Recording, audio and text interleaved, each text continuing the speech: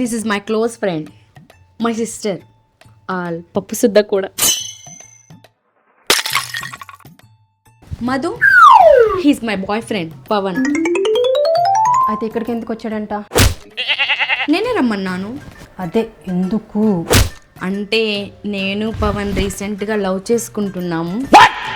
But రీసెంట్గానే తనకి breakup కూడా అయ్యింది. చాలా సాడ్గా ఉంటున్నాడు.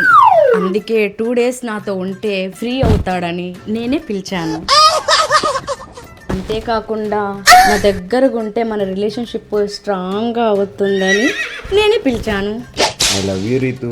I love you too Pavan. ఇది ఒకసారి నవ్వవా? ఆపండి.